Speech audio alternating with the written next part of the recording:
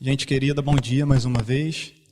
Bom dia aos que chegaram agora há pouco e eu não pude cumprimentar. É um prazer tê-los aqui mais uma manhã. Bom dia a você que entrou na transmissão agora há pouco. Você é muito bem-vindo. Eu vou pedir que os irmãos abram no livro de Mateus, capítulo 26. As crianças que estão aqui conosco, vocês estão liberadas.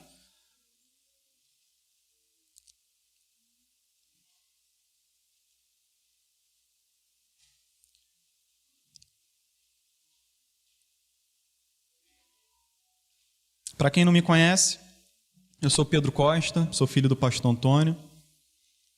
E hoje ele me fez o convite de estar aqui no lugar dele pregando. Como vocês sabem, ele está de viagem, a serviço daquelas pessoas que estão num momento de muita angústia e muito sofrimento, tendo perdido muito, ou praticamente tudo, inclusive membros da própria família.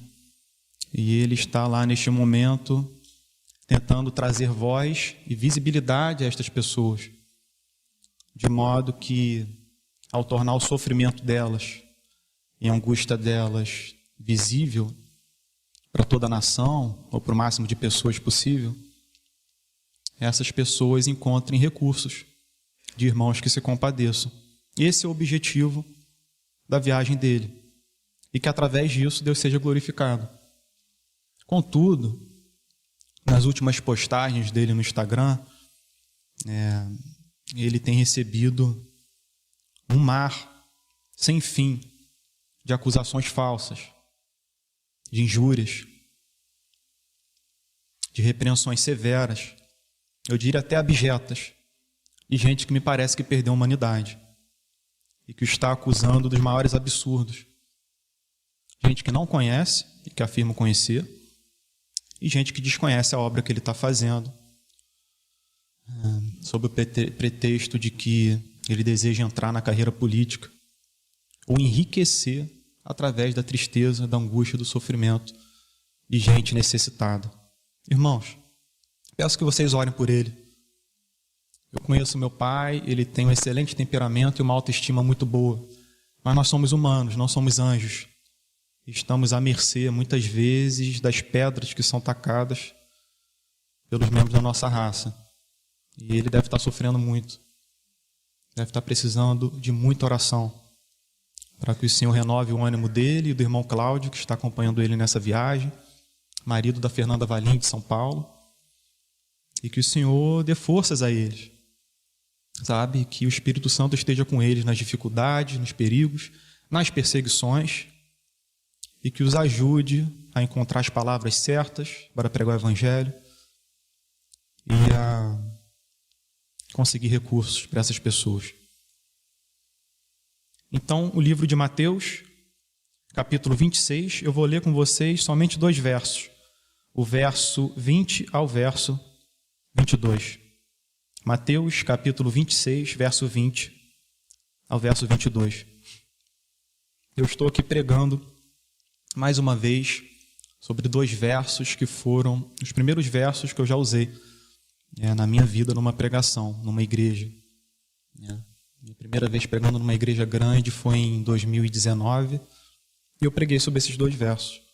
Devido ao contexto que nós estávamos vivendo e que ainda estamos, e me pareceu ser muito necessário falar sobre isso. É algo que está em praticamente todos os livros do Antigo e do Novo Testamento, e de grande importância. Versículo 20 diz assim: Ao cair da tarde, Jesus pôs-se à mesa com os 12 discípulos. Enquanto comiam, Jesus disse: Em verdade lhes digo que um de vocês vai me trair. E eles, muito entristecidos, começaram um por um a perguntar-lhe: por acaso seria eu, Senhor? Eu consigo imaginar até as lágrimas nos olhos de alguns deles ao fazer essa pergunta. Que declaração! Eles fizeram essa pergunta porque eles não tinham a mínima ideia de quem era o traidor. E apesar dos 3 anos do convívio dos 12 com o Senhor Jesus,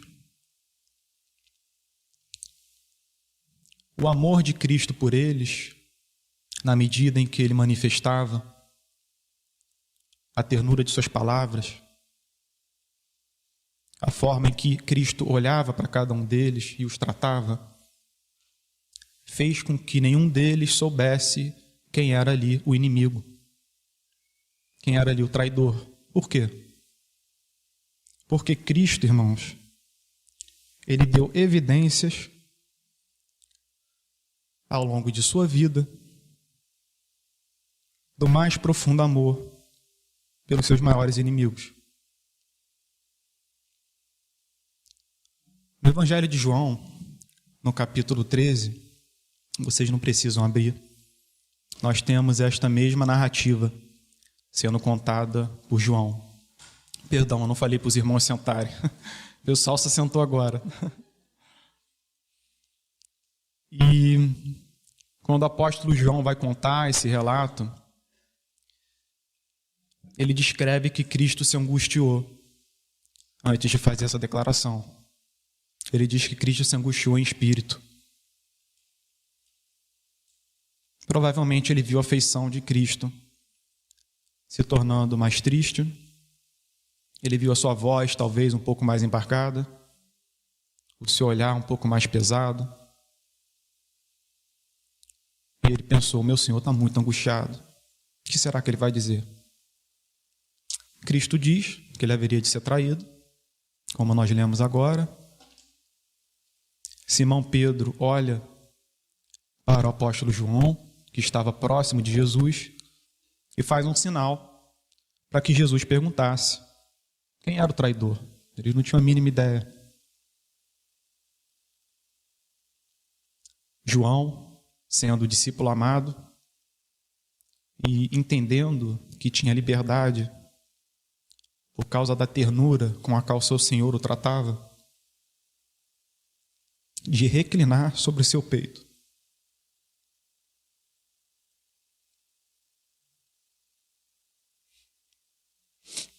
A maioria deles tinha temor em uma série de ocasiões do Senhor Jesus. Como, por exemplo, quando ele parou os ventos e o mar, demonstrando que ele tinha total autoridade sobre a matéria e a natureza. Eles ficaram cheios de medo. Mas com o passar do tempo, com o passar dos anos, João entendeu que essa soberania era doce. E que esse ser, que era absolutamente poderoso e que tinha nas nossas mãos a sua vida, o amava.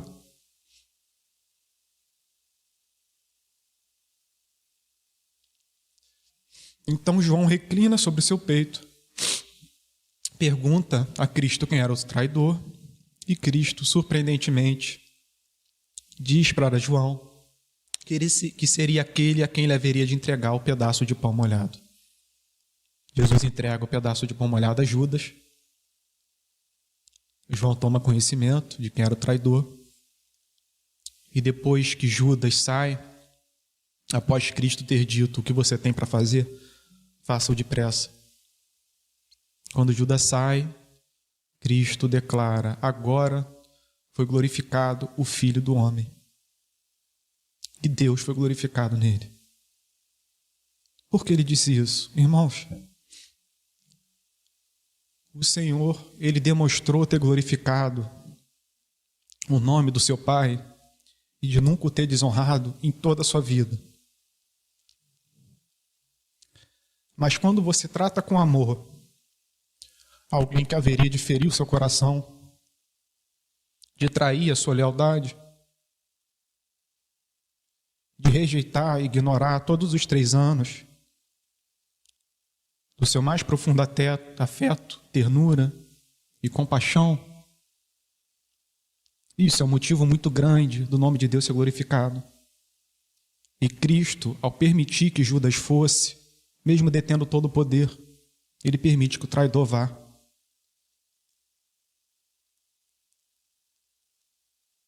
ao permitir que Judas fosse.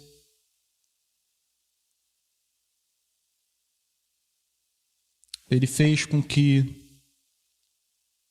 a sua entrega à cruz estivesse completamente selada, pois depois dali Judas o venderia por 30 moedas de prata aos fariseus, moedas das quais pouco tempo depois ele jogaria no chão, tomado de profundo remorso, posteriormente dando cabo da própria vida.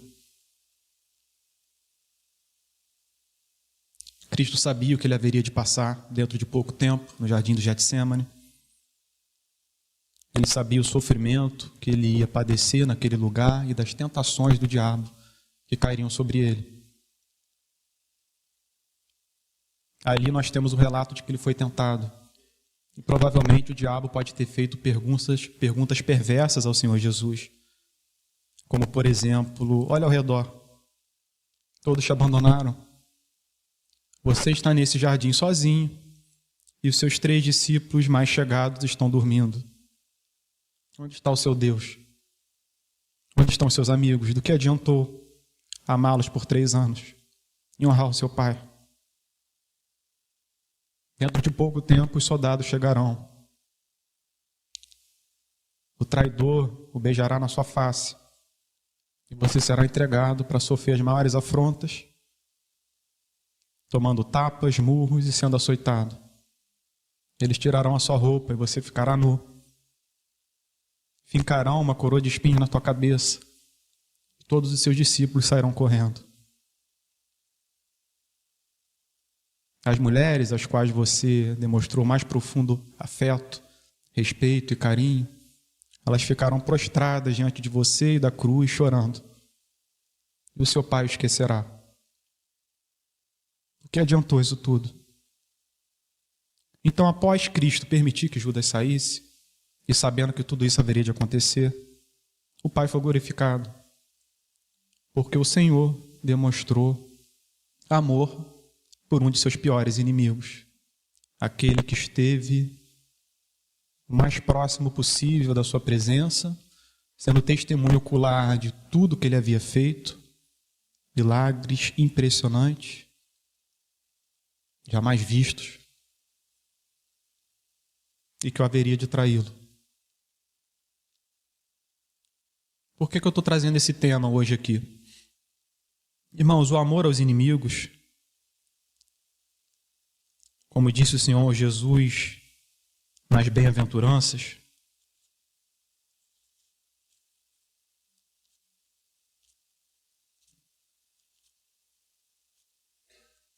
ele diz assim no capítulo 5: vocês ouviram que foi dito, ame o seu próximo e odeie o seu inimigo.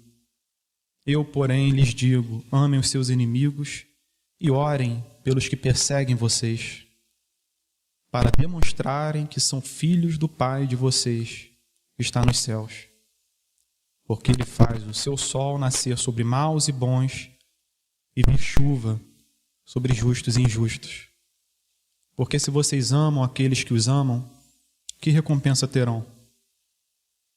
Os publicanos também não fazem o mesmo? E se vocês saudarem somente os seus irmãos, o que é que estão fazendo demais? Os gentios também não fazem o mesmo? Portanto, sejam perfeitos, como é perfeito o Pai de vocês que está no céu. As bem-aventuranças, elas não são mandamentos que, sendo cumpridos, concedem a uma pessoa a herança do reino de Deus. Elas são uma descrição daqueles aos quais foi prometido o reino de Deus. De modo que Cristo aqui, Ele não está prescrevendo o que você tem que fazer para se tornar uma pessoa melhor. Aquilo que você tem que fazer para que bênçãos lhe sejam concedidas. Ou para que você o veja de braços abertos, esperando o receber no seu reino. Mas elas são uma apresentação daquilo que aqueles que conheceram a Cristo, que conheceram o Pai e que são a habitação do Espírito Santo, são vistos fazendo neste mundo. Eles são vistos dando evidências de que amaram aqueles que os perseguiam, que os injuriaram, que os difamaram. Eles são vistos respeitando, sem ingenuidade, sem intimidade, mas com ternura, os seus maiores inimigos. Irmãos, todos nós temos falhado nisso nos últimos anos. Eu acho que eu não preciso dar muitas evidências de que, nesta matéria, nós fomos totalmente reprovados. E eu digo isso tanto dos que estão do lado do presidente, como dos que estão contra, dos que estão no meio, dos que estão em qualquer lugar. A animosidade, a rivalidade, a forma sarcástica, irônica, com teor de desprezo, de indiferença, de orgulho e de autossuficiência com a qual nós nos tratamos, é totalmente inaceitável. E os comentários nas redes sociais, que são desferidos uns aos outros, eles são evidência notória disso. Irmãos, nós fomos reprovados. Deus não se agrada disso. E se nós pensamos que na nossa luta pela justiça ou por estarmos do lado certo, ela justifica essa atitude, nós estamos totalmente enganados. Nós poderíamos muito bem rasgar algumas páginas desse livro para que elas não nos viessem à lembrança.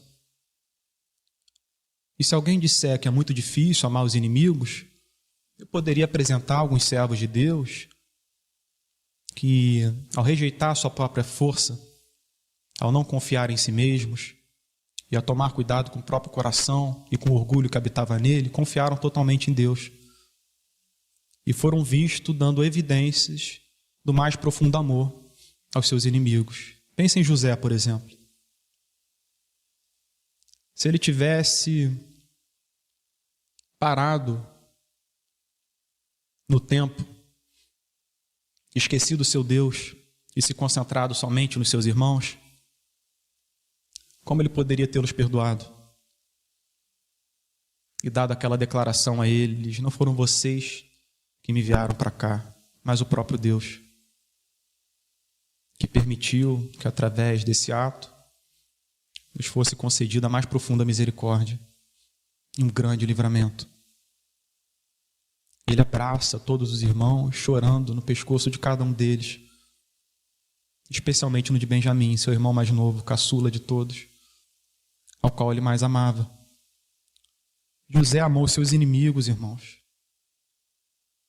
e os perdoou. O que dizer de Moisés?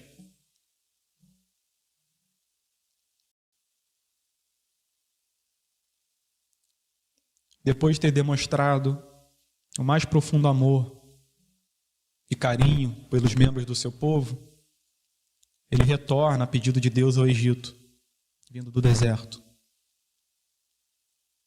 E através de sua mão, Deus opera grandiosos milagres. E Moisés permanece fixo até o fim, enfrentando a fúria do faraó, até que o povo fosse liberto. O povo é liberto, o Mar Vermelho é aberto, eles atravessam para o deserto e imediatamente começam a se insurgir contra Moisés. Eles dizem que ele não era digno, que todos tinham a preeminência, assim como Moisés, que ele não deveria ser o único líder. Eles dizem que Deus os havia abandonado, que Moisés era lento demais. Fizeram rebeliões contra ele. Eles instigaram o ânimo do povo hebreu contra Moisés, ao ponto dele permanecer só, sem amigos, tendo que aturar todo esse peso. E quando o Senhor demonstra que queria destruir o povo e trazer um juízo sobre todo o povo hebreu, Moisés ora por eles e diz: mas o Senhor é um Deus misericordioso. Como assim o Senhor destruirá? Irmãos, Moisés não mudou aquilo que Deus já havia estabelecido que queria fazer. Mas através desse diálogo, o Senhor revelou na conduta do teu servo o mais profundo amor pelos seus maiores inimigos e deu exemplo para nós. Pensem nos profetas, pensem em Jeremias. De todos os profetas, o ministério mais mal sucedido foi o de Jeremias. A Bíblia diz que ninguém ouviu sua palavra, que todos o rejeitaram, o perseguiram, o atacaram. Ele foi pregado no tronco. Lançaram ele num poço. E quando Deus disse que haveria de destruir o povo, Jeremias ora por eles. Jeremias fez aquilo que está prescrito em Mateus capítulo 5, que eu li para vocês, séculos antes de ter sido escrito. Por quê? Porque aqueles que têm contato com o Pai, através do Filho, e que são a habitação do Espírito Santo, são vistos fazendo aquilo que o Novo Testamento vai prescrever. Porque são descrição do caráter, são descrições do caráter daqueles que conhecem a Deus. De modo que aqueles que não são vistos fazendo essas coisas dão evidências de não conhecer a Deus.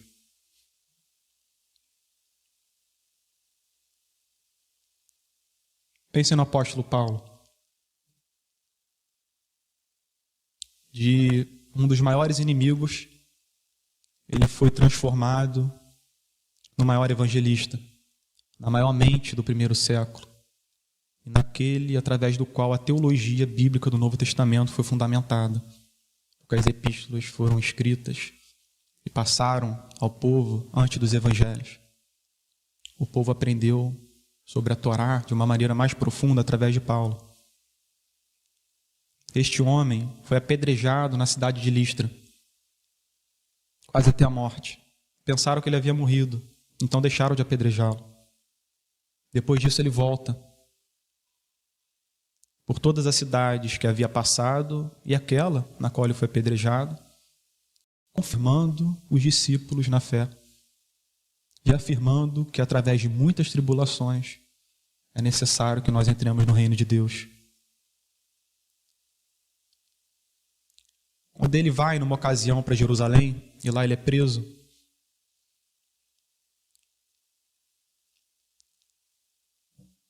depois de algum tempo, ele tem a oportunidade de testemunhar do Evangelho de Cristo diante do governador Festo e do rei Agripa, diante também de uma grande pompa, de inúmeras autoridades e de fariseus, saduceus e do Sinédrio.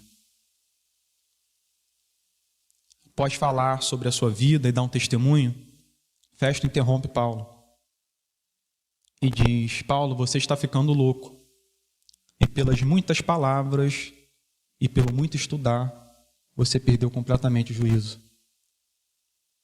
E Paulo diz: eu não estou louco, ó excelentíssimo Festo. Eu digo palavras de verdade e de bom senso, e nada se passou em oculto diante do rei Agripa. Você acredita nos profetas, rei? O rei responde: por pouco você me faz querer me tornar cristão. E Paulo dá a declaração: fosse por pouco ou por muito, ó rei, o meu desejo é que não somente você, mas todos os que estão aqui presentes fossem como eu, com exceção destas cadeias, porque ele estava aprisionado. Ele falou isso diante dos seus inimigos, que o perseguiram por toda a Ásia Menor, desde Jerusalém, que propagaram mentiras sobre ele, que apresentaram falsos testemunhos diante de governadores e reis. E ele deu ali a manifestação de que queria vê-los convertidos como ele era. Quando ele vai dizer aos filipenses que muitos dentre os irmãos que habitavam junto com eles não tinham interesse por Cristo, que o Deus deles era o próprio ventre, que eles estavam completamente tomados de egoísmo, ele fala isso com lágrimas. Em Romanos, quando ele vai falar sobre os judeus, os seus compatriotas, herdeiros daquele povo, os quais o Senhor prometeu, as suas infinitas promessas, apesar de todo o zelo perverso dos judeus e de por tanto tempo quererem matá-lo, Paulo diz que desejaria ser amaldiçoado, anátema, completamente separado do reino de Deus. Ele diz que preferia que eles fossem salvos e não ele. Irmãos, olhem para os últimos anos.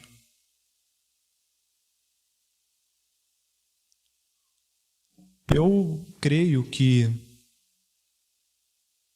nós devamos falar sobre a justiça,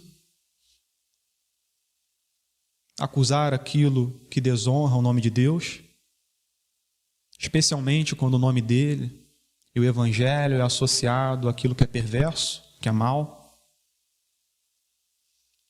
que é asqueroso. Posso usar até essa palavra. Eu acredito que a gente deva abrir a nossa boca e dizer que muitos dos nossos irmãos estão incorrendo em erro e que nós somos passíveis do juízo de Deus pelo que estamos fazendo. E que, diferente das promessas que muitos pregadores famosos fazem, de que o céu se abrirá e bênçãos cairão sobre os seus ouvintes, enquanto estão viajando para Dubai, usando roupas caras e falando em milagres, o que a Escritura deixa aparecer é que esse Deus misericordioso, ele está mais propício a defender o seu nome por amor à sua igreja. De modo que a sua igreja, através desse escândalo que ela tem feito, não faça com que não os cristãos pereçam em seu pecado. Aqueles que carregam o nome de Cristo estão se atacando uns aos outros. Estão sendo motivo de escândalo para toda a nação e todo o mundo. Estão certos de que estão buscando pela glória de Deus, lutando pela justiça. Eles pensam que são Davi e que Deus é o seu Deus, embora ajam como Saul. Eles pensam que o Deus deles é o Deus de Jeremias, Isaías, Ezequiel, enquanto agem como Balaão. Eles pensam que o seu Senhor foi o Senhor de Pedro, Tiago e João, enquanto agem como Judas. O que nos aguarda, irmãos? Se Deus não olhar para nós como olhou para o povo no Egito,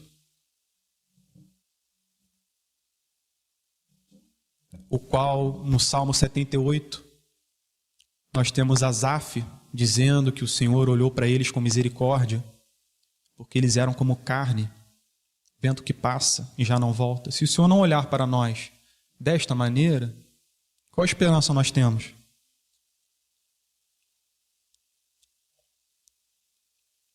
Alguém poderia me dizer, mas qual a outra solução? Se eu não buscar a ascensão deste homem que luta pelos valores cristãos, do que me resta? Contudo, há uma hierarquia nas Escrituras. E nesta hierarquia, não nos é permitido vincular o Evangelho àquilo que desonra a natureza de Deus. Não nos é permitido, por causa de valores cristãos, agirmos através de uma conduta que afasta todas as pessoas que estão nos enxergando das portas do Evangelho. Ao fazermos isso, nós estamos blasfemando contra o nome de Deus e o desonrando. E todos os que fizeram isso nas Escrituras viram o juízo de Deus caindo sobre si, irmãos, inclusive o rei Davi. Ao pecar com Batseba, ele pecou contra Deus. E Natã diz para ele, por você ter feito com que o nome de Deus fosse blasfemado, o seu reino será totalmente dividido. A espada jamais abandonará a sua casa. Por quê? Porque Davi era como um espelho de Jeová. Ele era o seu maior servo, aquele para o qual todos olhavam. E ao fazer com que o Evangelho fosse difamado e Deus desonrado, ele inviabilizou a obra do Espírito Santo aos povos ao redor. A porta foi fechada. Pessoas pereceram sem a graça de Deus. Isto por causa do exemplo dele. Nós estamos repetindo isso no Brasil. E não há nada mais grave do que isso nas Escrituras. Estes foram aqueles aos quais o Senhor Jesus se dirigiu com a maior frequência e com a maior veemência. Você não o vê acusando políticos, filósofos, que existiam aos milhares no seu tempo, atacando governadores, imperadores, embora falasse uma vez ou outra sobre isso, mas você os vê falando sobre fariseus, sobre escribas, sobre sacerdotes e sumos sacerdotes, sobre rabinos. Por quê? Porque estes carregavam o nome de Deus e o desonravam. E por causa disso, pessoas eram enganadas. Eles viajavam através de navios por inúmeros lugares, fazendo prosélitos. E após fazer esses discípulos, eles o tornavam 2 vezes piores do que eles mesmos.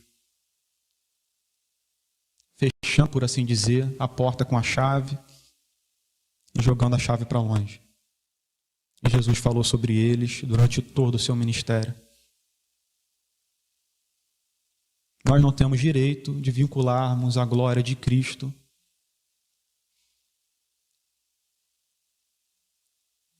aquilo que pode afastar almas do contato com Ele.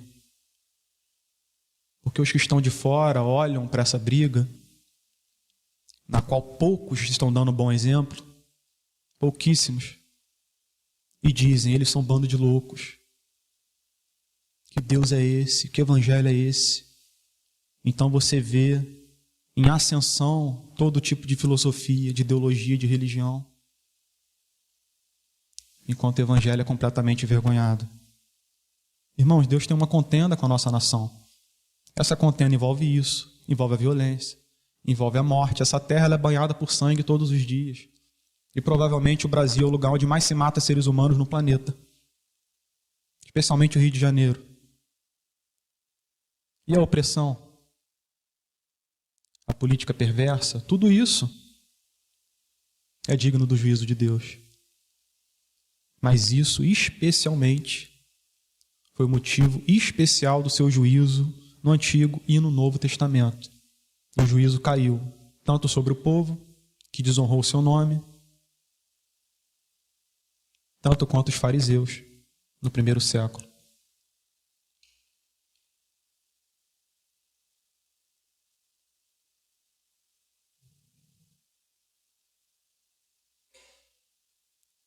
Alguém poderia me perguntar, mas eu não tenho encontrado forças para agir dessa maneira, Pedro. Não tenho a mínima chance. Eu não tenho conseguido dar um bom exemplo.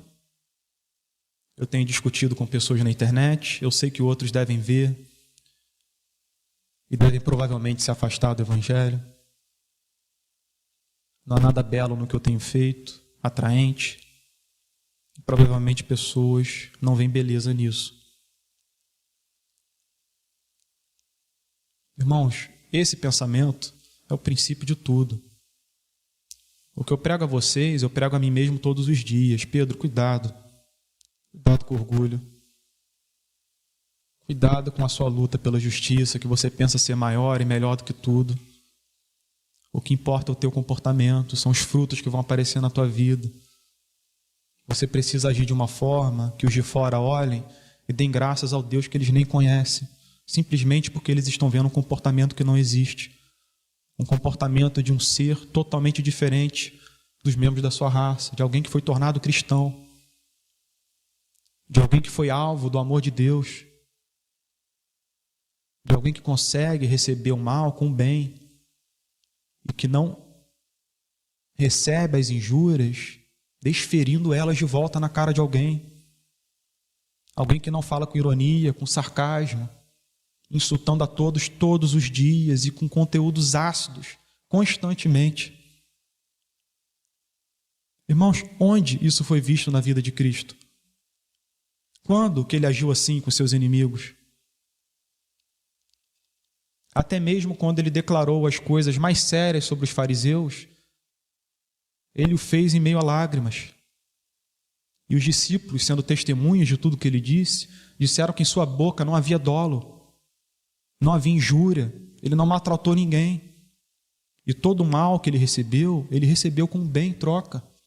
Eles foram testemunhas e afirmaram isso, a ponto de dizer que era o justo no meio dos injustos, o santo no meio dos pecadores, de que eles testemunharam de que ele era o unigênito Filho de Deus, porque tiveram contato com sua graça.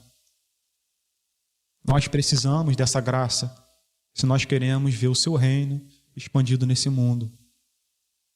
Senão, se levantarão irmãos no passado, como Cristo afirmou que a rainha de Sabá se levantaria, como ele afirmou que os ninivitas se levantariam, denunciando no juízo final os judeus do primeiro século. Senão isso acontecerá com a nossa geração. Pessoas do passado que viveram períodos de perseguição, de inimizade, de divisão, não se deixaram levar para os opostos, mas ficaram no meio, porque o Evangelho se encontra no meio. E amaram os seus inimigos e deram o seu sangue pelo Evangelho. E estas pessoas se levantarão e dirão que nós falhamos, que nós perdemos a Escritura e o espírito cristão de vista e que exaltamos a justiça, os valores cristãos e a ideia que nós fazemos da glória de Deus lá nas alturas, enquanto o seu nome era envergonhado.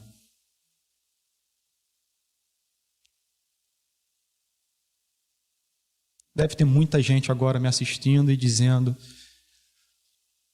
coitado, não sabe de nada. Esquerdista, comunista. Completamente cego.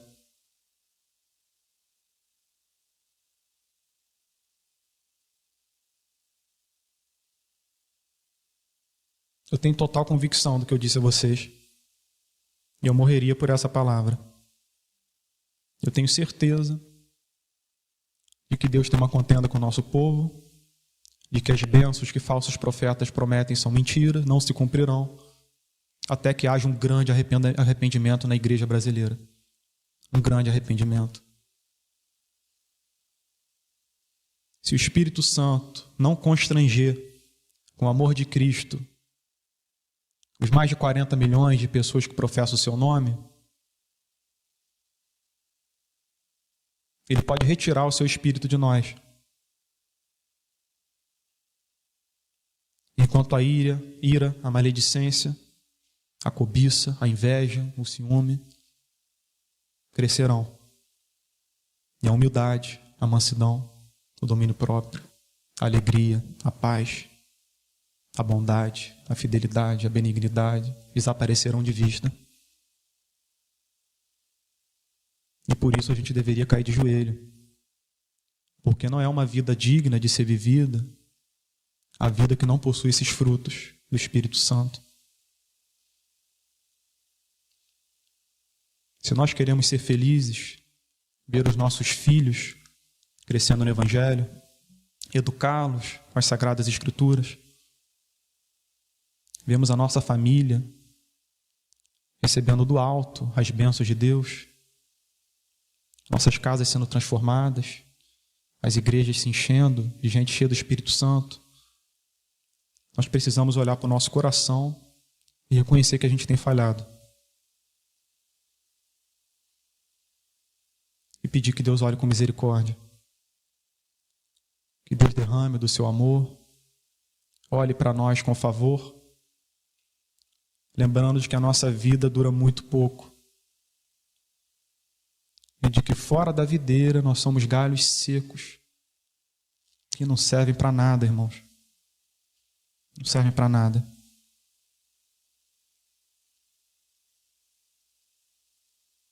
Eu vou pedir para o irmão Márcio fazer uma oração para a gente terminar essa mensagem. Ela foi um pouquinho mais curta, a pedido do meu pai.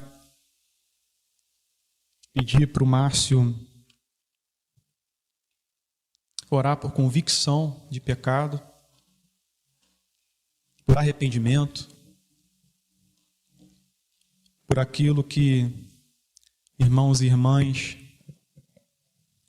no período da Reforma tanto enfatizavam, um coração contrito, um espírito manso. Embora o período fosse de muitas perseguições, de mortes cruéis, pessoas sendo queimadas vivas, alguns irmãos deram evidência de possuir esse espírito, o verdadeiro espírito cristão. Eu vou pedir por Márcio orar por isso, para que Deus tenha misericórdia da nossa nação e para que a gente possa finalmente honrar o nome de Jesus Cristo.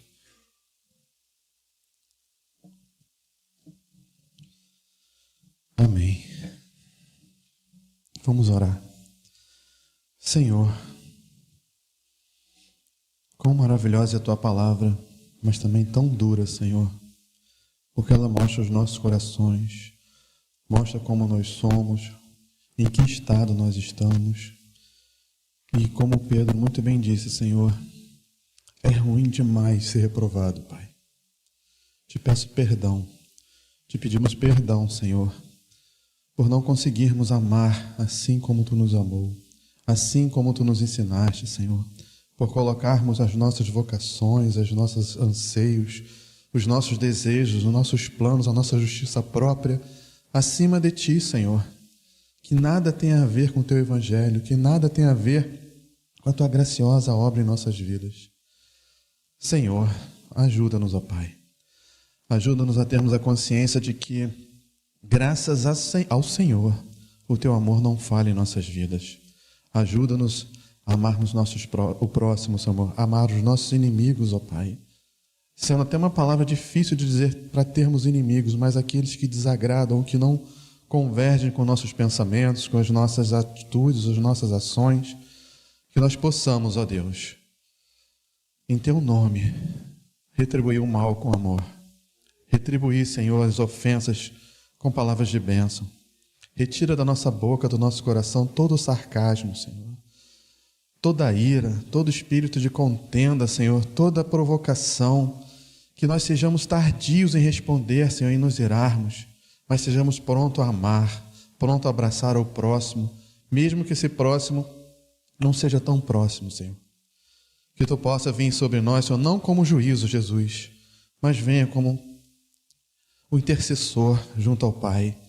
Obrigado pelo Teu sacrifício na cruz, que ele tenha validade efetiva em nossas vidas, que a nossa igreja, Senhor, possa ser um farol que ilumina, que aponta para Ti, e não, Senhor, centro de contendas, cada um puxando para um lado, cada um decidindo o que é melhor, quando na verdade Tu já apontaste o que é certo e o que é o melhor, Senhor.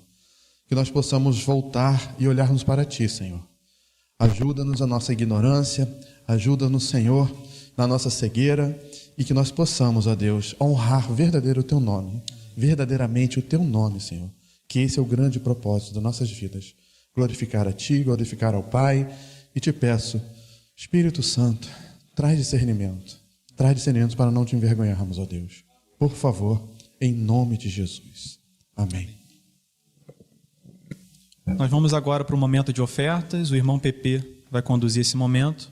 Depois nós vamos ter alguns avisos, né? E mais uma música.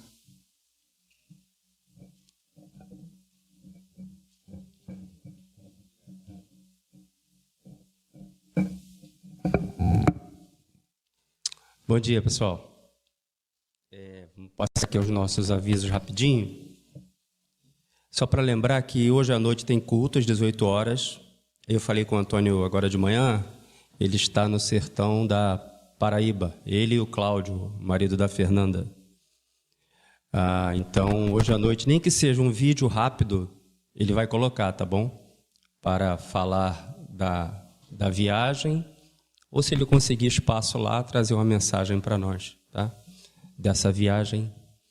É como o Pedro disse, né? Estranho, porque é uma viagem missionária, né? Eu estranho muito que uma viagem missionária seja motivo de crítica, porque é estranho para mim. Não há nenhum ganho. Não sei se vocês viram um vídeo que o Antônio colocou, que era de um lugar onde tinha um monte de porcos inchados, mortos, afogados. Eu estava vendo o vídeo pensando no cheiro daquilo, depois daquela chuva, aquilo tudo seco, aqueles porcos todos assim.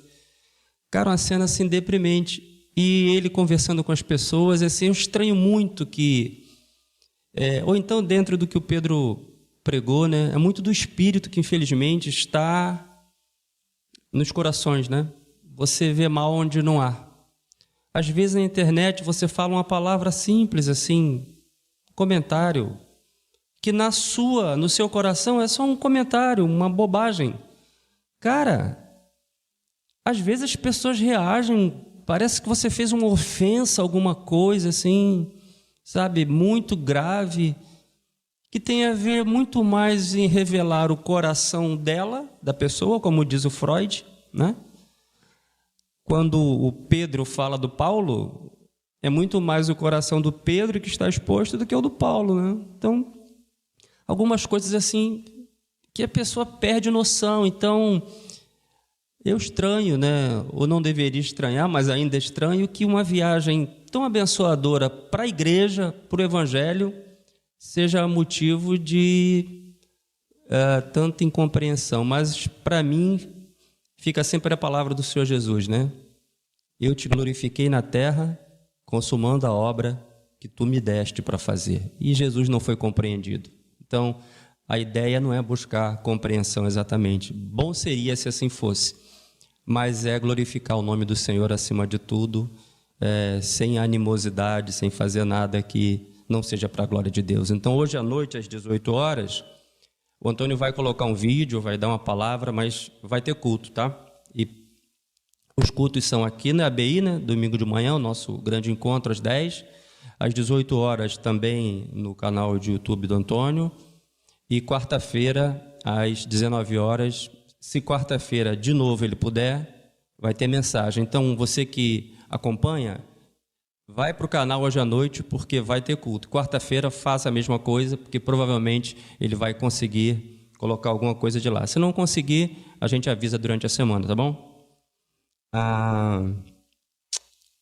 Assim, nós fizemos uma pequena mudança aqui na programação da rede. Nós já tínhamos canais de Telegram e de WhatsApp, mas agora nós temos um canal específico para aquelas pessoas que querem se ligar mais ao projeto da rede de pequenas igrejas. Então, nós temos a ideia de avançar com pequenos grupos, com reuniões nos lares, nos bairros, como as pessoas quiserem. Então, nós temos um novo Telegram para você que não quer só acompanhar, embora seja bem-vindo só acompanhando, mas para você que de fato quer fazer parte conosco desse projeto que envolve a ideia de expansão da rede de pequenas igrejas. Eu vou passar aqui, está no boletim, mas só para você saber, é um Telegram que é o seguinte, a linha de transmissão é 21 98 373 9874. Está no boletim, você manda uma mensagem, é a rede de transmissão da rede, e aí você vai receber um link para entrar no grupo de Telegram que nós estamos formando para pequenos grupos em cidades, em bairros, em lugares onde as pessoas puderem se reunir, tá bom? Então, dá uma olhadinha no boletim, todo mundo recebeu, tem boletim digital também, e você entra aí no Telegram. Nós temos uma livraria que está funcionando ali fora, para quem quiser adquirir livro, pedir. Nos ajuda aqui, né, no pagamento disso tudo, e abençoa com boa literatura, boa teologia, tá bom? Então, quem quiser ali fora, depois conhece a nossa livraria. Eu trouxe esse papel aqui que você em casa não vai ver, mas quem está aqui vai poder ver, que é o documento básico de entrada do CNPJ, tá, gente? É porque a gente está sempre falando do CNPJ, o que acontece? Nós temos esse processo que não depende de nós, então, nós já cumprimos todas as exigências que nos fizeram para a saída do CNPJ. Aí o que aconteceu essa semana? Fizeram outra exigência. Então, e às vezes a exigência é assim, muito interessante, assim, faça uma outra assinatura que você já fez, né? Essa folha não ficou boa. Aí você tem que somente copiar, fazer xerox ou imprimir uma folha. Essa semana foi a questão de uma folha que aparentemente não ficou boa. Mas para dizer, a gente já tem o documento de entrada, mas olha, irmãos, ore porque a nossa luta não é contra carne nem sangue, É contra principados e potestades e contra a Receita Federal. Tô brincando. Porque realmente, irmãos, olha um negócio assim que quem tem cabelos arranca, viu? Acho que foi por isso que o Antônio pediu que eu cuidasse disso. Porque, cara, vou te dizer, em nome de Jesus, tem um demônio nisso. Porque a gente cumpre, assina. Eu já abri firme outros cartórios para ver se adianta, né? Mas não está indo. Então, assim, orem para que, por favor, eles não peçam mais nada. E é para a igreja, né, de Jesus, né, irmãos? É para a nossa organização melhor. Mas eu queria dizer para vocês que a gente, assim, está de fato trabalhando, mas não é por nossa conta. Assim, tudo que nos é pedido, nós fazemos, nós entregamos. Mas sei lá, acho que entra lá uma legião no coração de alguém lá na hora que diz: essa vírgula aqui, não gostei, tá bom, mas tá aqui, nós demos aí, temos o documento de entrada já, agora esperar em Deus que isso se resolva. E por causa disso, enquanto isso, só por causa disso, é que nós estamos fazendo o ofertório, pedindo que você ainda faça por meio do Pix. Nós temos aqui o Pix, que é o Ronan vai botar na tela, né, Ronan? Peraí, vocês têm que cantar, né? Ih, caramba. Quer que eu cante? Não, melhor não, né? Desculpa, gente, foi mal. Então, assim, 864-759-167-49 é o nosso Pix, está aí na telinha para você. Você pode também cooperar aqui no gasofilácio, no jeito tradicional, né?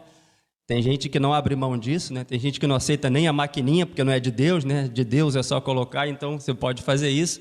Ou fazer com a maquininha, o Emerson. Tá com a maquininha, Emerson? Tá não. Tá com a Laura. Pode pegar com ela aí. Então, a gente vai fazer o nosso ofertório. Você pode pedir aí, ofertar aqui a maquininha do Emerson ou fazer pelo Pix, tá bom? Eu acho que eu já falei de tudo. Tá bom? Agora o pessoal vai cantar, né? Aí é para eu sair para vocês cantarem. Tá bom. Obrigado, gente. Quem quiser receber aí o envelope, peça. Quem quiser com a maquininha, fica lá atrás. E quem quiser fazer pelo Pix, faça, tá bom? Eles vão cantar, depois eu volto aí. Deus abençoe. Senhor, em nome de Jesus, te agradecemos pela oferta que recebemos de Ti. Não há, da nossa parte, Senhor, nenhuma espécie de busca de justiça pessoal. Sim, é a gratidão que nos faz cooperar com a Tua obra. Cooperar para que o Teu reino avance, Senhor. Nos dá sabedoria para usar esses recursos, para que por meio deles, Senhor, o Teu reino avance, a igreja avance, Senhor, e que seja para que o próximo seja amado também por meio daquilo que nós podemos oferecer de melhoria, de socorro, e até de pão para alimento para muita gente, Senhor. Nos ajuda a viver esse tipo de evangelho que te glorifica, em nome de Jesus. Amém. Obrigado. Irmãos, estamos terminando aqui o culto. Agradeço a presença de todos, vocês que nos acompanharam em casa. Reforço mais uma vez o pedido de orações pelo meu pai, pelo pastor Antônio, para que ele também volte com segurança da viagem. E que ela abra portas também, né? Isso pode acontecer, de portas serem abertas e de muita coisa boa vir dessa viagem que ele fez com o Cláudio. Quinta-feira ele está de volta, no domingo que vem ele estará aqui pregando, pela graça de Deus. E citando aqui o último verso de 2 Coríntios, como o apóstolo Paulo gostava de dizer, que a graça do Senhor Jesus Cristo, o amor de Deus o Pai e as ternas comunhão do Espírito Santo seja com cada um de vós, irmãos. Seja comigo, pela graça de Deus, e com todos os irmãos espalhados pela terra. Amém. Deus abençoe.